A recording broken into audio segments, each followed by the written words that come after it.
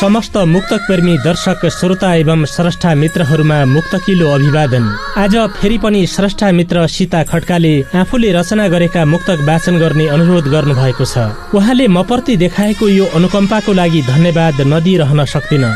स्रष्टा मित्र सीताजीले देश दुखेको बेला, युवाहरू गुजारा चलाउन परदेश हिँडेको बेला, कर्णालीमा भोक बल्झिएको बेला, देशलाई भ्रष्टाचारले गिजोलेको बेला, देशको एउटा सचेत नागरिक, अझ भनौं जिम्मेवार तन्नेरीको मनको अन्तर कुन्तरमा उठ्ने भावनाका छालहरूलाई टपक्क टिपेर मुक्तकको बान्कीमा ढाल्नु भएको छ। सीताजीको यो प्रगतिवादी साहित्यिक चेतलाई सलाम गर्दै फेरि पनि उहाँका यिनै सशक्त मुक्तक वाचन गर्ने कोसिस गरेको छु। यहाँहरूको हृदयको अन्तस्करणबाट आएका अर्ग्यानिक प्रतिक्रिया हाम्रो लागि मार्गदर्शन हुनेछन्, सोही अपेक्षा छ।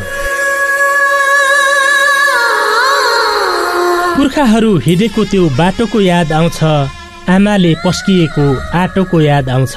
पुर्खाहरू हिँडेको त्यो बाटोको याद आउँछ, आमाले पस्किएको आटोको याद आउँछ। मेरो पवित्र भूमि देशको खबर खराब छ, मेरो पवित्र भूमि देशको खबर खराब छ। पराईले लुछेको त्यो माटोको याद आउँछ, पराईले लुछेको त्यो माटोको याद आउँछ।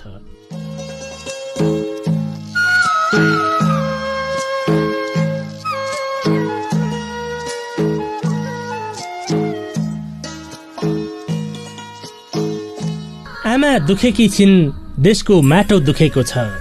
आमा दुखेकी छिन्, देशको माटो दुखेको छ। मेरो देशमा त्यो मैले हिँड्ने बाटो दुखेको छ, मेरो देशमा त्यो मैले हिँड्ने बाटो दुखेको छ।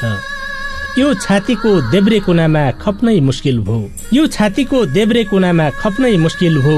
एमसीसीमा महाकालीको खाटो दुखेको छ, एमसीसीमा महाकालीको खाटो दुखेको छ।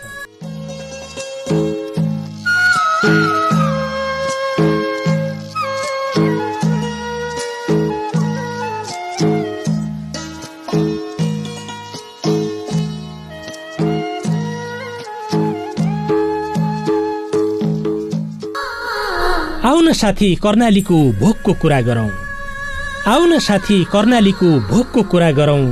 यो देशको त्यो वर्षौं पुरानो शोकको कुरा गरौं, यो देशको त्यो वर्षौं पुरानो शोकको कुरा गरौं। आधा मान्छे बस्नै नमिल्ने गरी साँघुरो भयो देश, आधा मान्छे बस्नै नमिल्ने गरी साँघुरो भयो देश।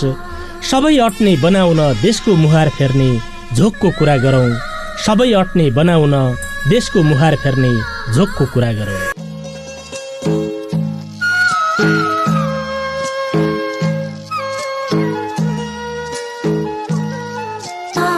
आकाशमा निराशाको बादल फाट्छ कहिले, आकाशमा निराशाको बादल फाट्छ कहिले। भोक रोग गरिबीले डाँडो काट्छ कहिले, भोक रोग गरिबीले डाँडो काट्छ कहिले। समस्या नै समस्याको खात लाग्यो देशमा, समस्या नै समस्याको खात लाग्यो देशमा। भ्रष्टाचार र व्यथितिले धुलो चाट्छ कहिले, भ्रष्टाचार र व्यथितिले धुलो चाट्छ कहिले।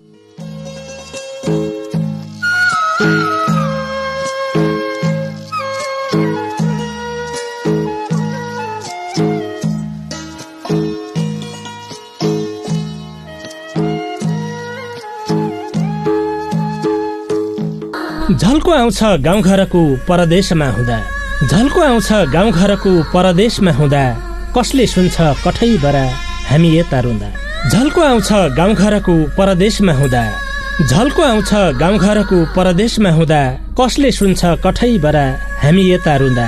देशका युवा विदेशमा पठाउँछ सरकार, देशका युवा विदेशमा पठाउँछ सरकार। दिनै पिच्छे थप्छ अनि समृद्धि र समाजवादका बुँदा, दिनै पिच्छे थप्छ अनि समृद्धि र समाजवादका बुँदा। धैर्यतापूर्वक हामीलाई हेर्ने र सुन्ने कष्ट गर्नुभएकोमा तपाईँ सबै मुक्तक प्रेमी मनहरूमा सादर नमन गर्दछौँ। हवस् त, धन्यवाद, नमस्कार।